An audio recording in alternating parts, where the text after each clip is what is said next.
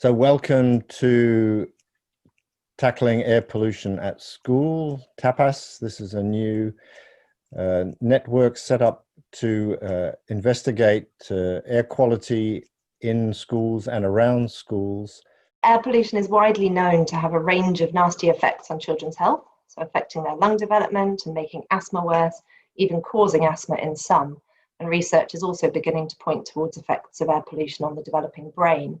And to show the sort of sheer scale of the challenge that we've got with schools, we know that over 8,500 schools, colleges and nurseries in the UK are in places with pollution levels that are above World Health Organization limits, which equates to about 1.7 million children in these locations, which as a parent I find completely unacceptable.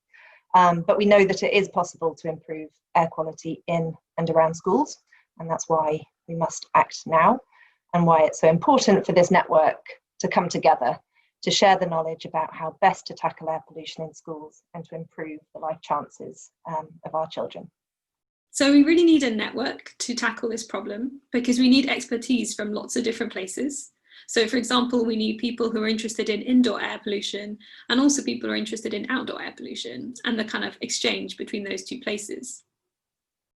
We hear a lot of alarming news in the media about many primary schools being very close to busy roads and being exposed to toxic levels of pollution. And I don't think people understand what that necessarily means and how harmful the pollution actually is. So a network would help communicate that to the general public and to everyone who's involved in schools, as parents, as teachers, and as school children.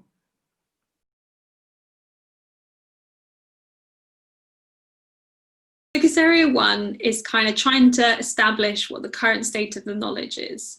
So in particular, we're interested in how does pollution affect children's health and their learning? What are the kind of important sources of pollution indoors and outdoors? And what existing measurements are there in schools?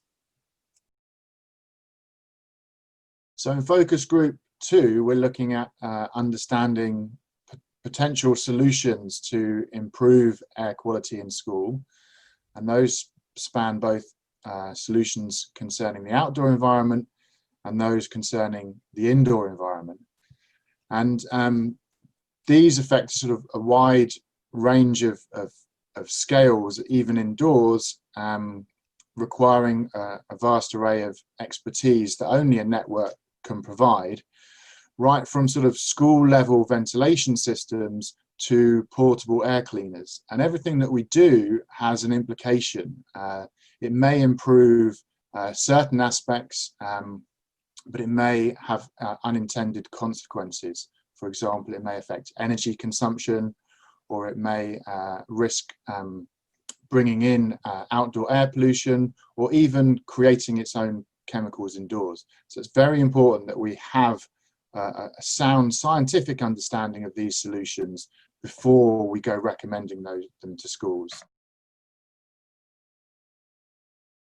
Focus area 3 deals with prioritisation of the various measures that can be taken to reduce exposure to air pollution in and around schools.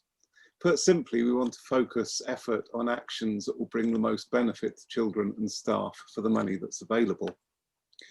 It's a complex task given the variety of pollutants, pollutant sources, types of school buildings and locations that exist. And we appreciate that each school is different, so the prioritisation scheme needs to be flexible. The system also needs to be straightforward so that people can understand how priorities have been determined.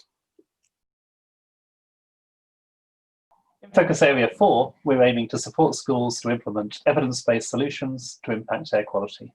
Drawing on the work of the network, we're targeting students, teachers, and senior leaders in school to build understanding and ownership of the problem and to empower them to take action. Facilitating top-down and bottom-up action, drawing on citizen science approaches within schools, should help maximise the impact of the network. So we're confident that the TAPAS network will enable schools and give them agency to make changes to their own environments so that air pollution can be reduced. And we're optimistic that as a result of this and the research that will follow, very generously funded in the UK at the present time will significantly improve air quality for all citizens in the country. And therefore we'll all live healthier and happier lives in the future.